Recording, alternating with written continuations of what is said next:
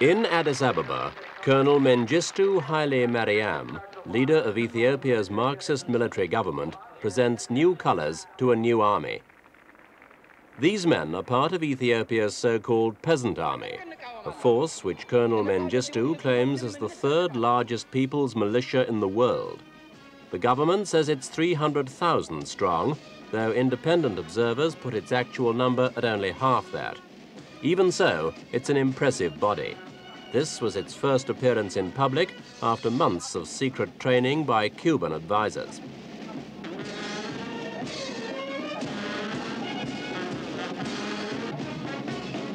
The purpose of the force is to establish once and for all the government's authority throughout the country, an authority that until now has been unevenly asserted since the military overthrew Emperor Haile Selassie nearly 3 years ago.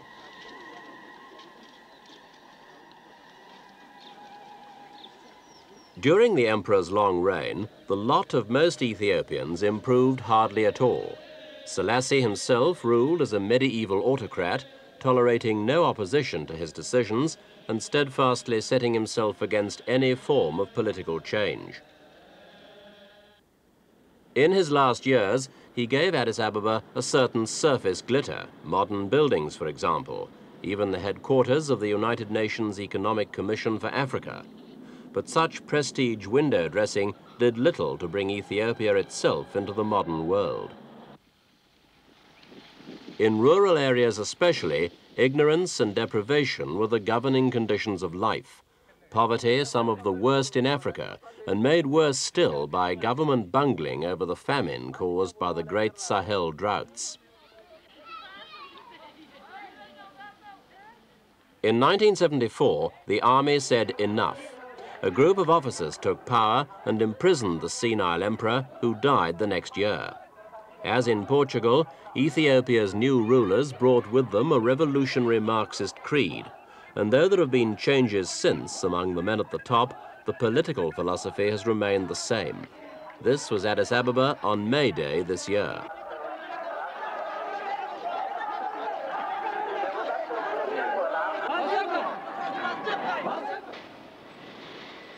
New rulers meant new alignments. American agencies were closed and their personnel asked to leave as the Carter administration in Washington stopped arms supplies, and Addis Ababa sought closer relationships with communist regimes. But a change in Ethiopia's rulers didn't, of course, mean a change in the country's problems. In 3 years, the army regime has found no easy solutions, whether to general economic ills or to the one single issue which has come to overshadow everything else in Ethiopia: how to keep the country together in the face of an increasingly damaging war of secession mounted by guerrilla fighters in the provinces. That war is being fought largely in Eritrea, Ethiopia's northern province that gives access to the sea and is therefore vital to the country's foreign trade. The guerrillas in Eritrea are fighting for complete independence, and recently they invited our cameras in to record some of their activities.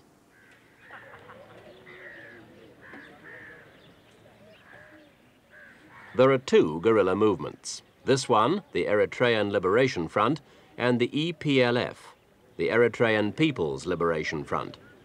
Together they can muster 35,000 men under arms. Well equipped with Russian Kalashnikov rifles and heavier armor, they've virtually won the war in the bush. Only the larger towns in Eritrea remain in Ethiopian hands. After a 16-year struggle, including a military campaign of growing effectiveness over the last 7 years, the movement is one of the most developed of its kind in the world. Each camp has a typing pool and a radio network connecting one base with another.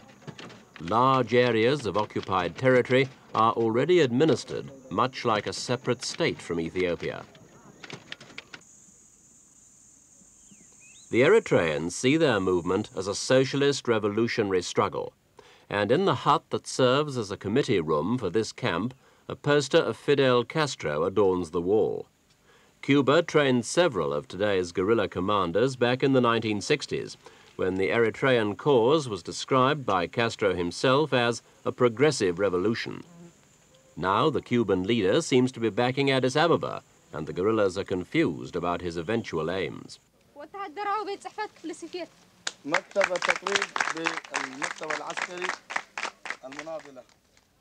A prize-giving ceremony at an EPLF Women's Congress. The belief here is still that socialist countries are friends of movements like this. And the EPLF's chairman, Ahmed Nasser, claims it's still too early to tell what role the Cubans are playing in Ethiopia. He maintains that revolutionary considerations have brought the Cubans into Ethiopia, but that didn't mean they'd changed their minds about the national aspirations of Eritrea. Chairman Ahmed also claimed that both Eritrean movements would join forces in the event of a major new assault by Ethiopia's Peasant Army.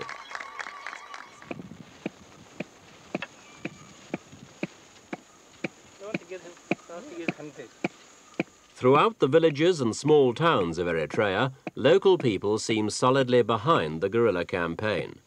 There are 3.5 million people in the territory, and the military struggle could never have succeeded as well as it has without their support.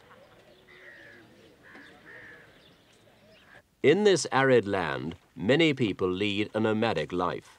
With few roads, camel caravans still drift across the desert, much as they've done since biblical times.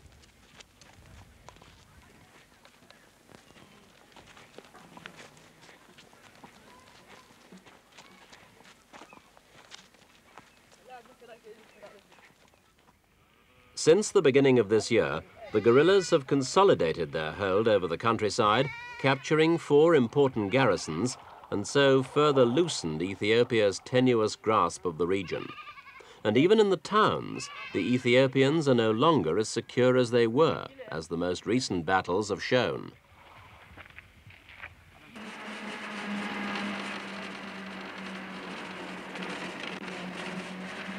Here at Tessan, for example, the troops of the Eritrean Liberation Front scored a major victory in capturing their first sizable provincial centre since the armed struggle began 16 years ago. Though the last shots stuttered into echoes here at the police station at the end of May, the chaotic aftermath still testifies to the violence which took place here during one of the fiercest exchanges of the battle, while scavengers now add a macabre finishing touch to the scene.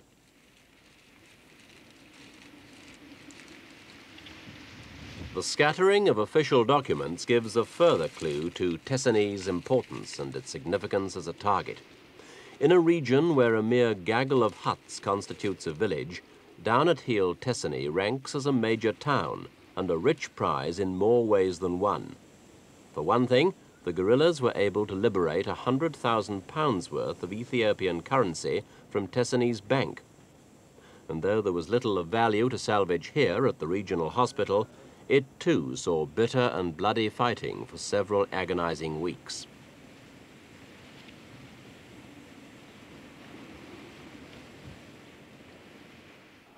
The last stronghold to fall was the Ethiopian army camp itself. It was one of the first targets the Eritreans surrounded. By day, they poured in mortar rockets and shells. By night, they kept up a verbal assault, calling through megaphones for the Ethiopian regulars to cry enough. The siege lasted for nearly a month, until the EPLF overran those Ethiopians who'd held out and took prisoner nearly 400 of them.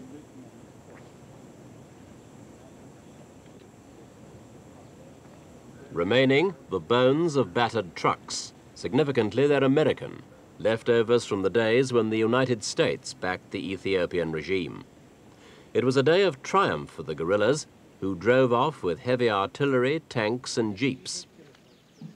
Also captured, hundreds of troops and officers. They went to sweltering prison camps like this one, secure in the heartland of Eritrea. There are 500 prisoners here. 100 of them arrived in January after a spectacular victory at Ohajar on the border with Ethiopia, while 370 were transported from Tessan. They're uncertain of their fate, but it's likely they'll be held captive until the war ends. for an exchange of prisoners has been ruled out by the Ethiopians, who steadfastly refuse to accept that the guerrillas have actually taken any prisoners. This man's a prize captive, the former Ethiopian governor of Tessan province. Demoralized, beaten, and apparently abandoned by his government, the future for him seems decidedly bleak, as do prospects for Major Bahani, the second in command of the Tessan garrison.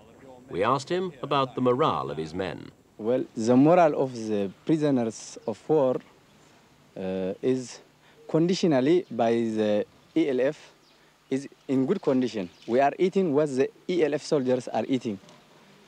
And we are here with them. They are sleeping here and we are sleeping here, and we have another camp too. So we don't have any difficulty by them. But what about your feelings for Ethiopia? Do you want to go back? Well, for the future, if it is continuing like this, or if not, I don't want to go back to Ethiopia from this time on. I want to go outside and work and help my family. You're not interested in fighting for Ethiopia anymore? I don't anymore. Do you think Ethiopia can actually win the war against Eritrea? Completely it can't, because the Eritrean fighters at this time are morally very developed, and even their people is, fighting with a good condition and moral. At this time, the Ethiopian government, economically and morally, it cannot fight to the Eritreans. Do you think that the Eritreans will actually eventually defeat the Ethiopians themselves? Surely. Several of the prisoners are being treated for malaria in the primitive sick bay. But for even the fittest prisoners, it's a frustrating time, branded as deserters by their own side and enemies by the guerrillas, and with no real contact with the outside world.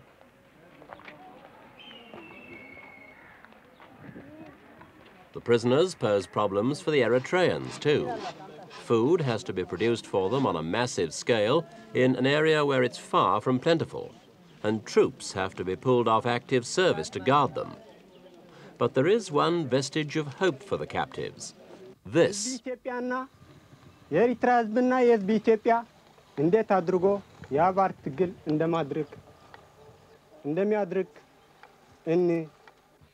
Political indoctrination.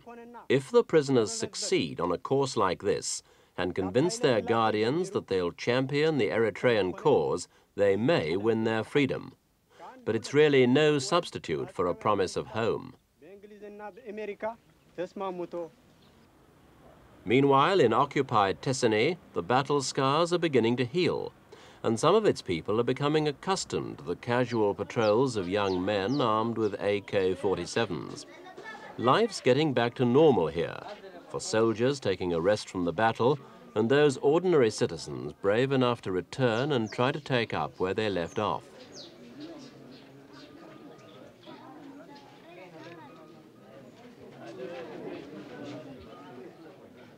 There are difficulties. Supplies are hard to come by.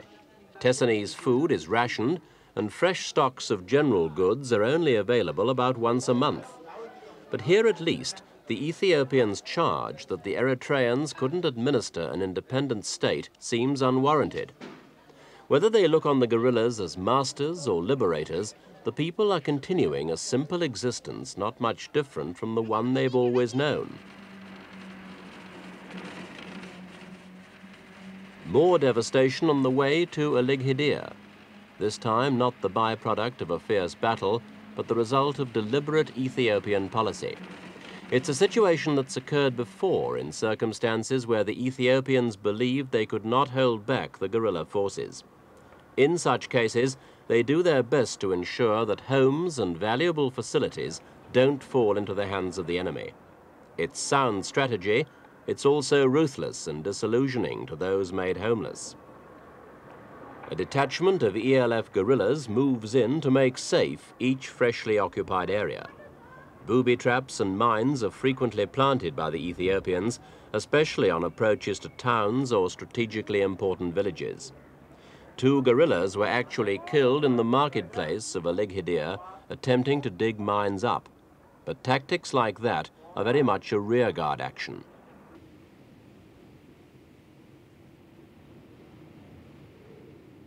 Yet other villages have been emptied neither by battle nor booby trap, but simply by fear. The Eritreans claim families fled from here after news of military activity reached them. In some cases, they'd seen the jets of the Ethiopian Air Force flying over, low and too close for comfort. Simple people, they were easily frightened, and many are terrified at the mere thought of war.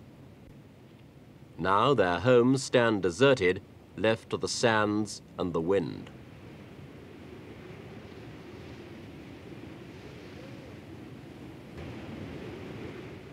Finally, when they've stopped running, refugee families have to settle somewhere. This refugee camp is one of scores dotted along Sudan's border with Ethiopia. For there are now over 250,000 people displaced by the war. It's estimated that 10% of the population of Eritrea has been forced into exile, though not every refugee at this United Nations camp comes from Eritrea itself. Apart from a weekly food ration, the refugees are expected to provide for themselves. They're self-sufficient people and manage very well, but the situation's likely to get worse rather than better.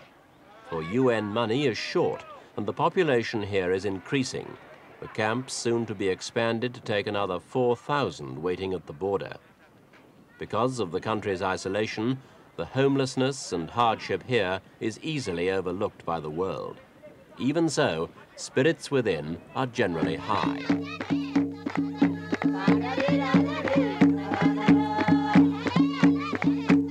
Despite the harshness of the plight forced upon them by the war, many Eritrean tribesfolk are solidly behind the struggle.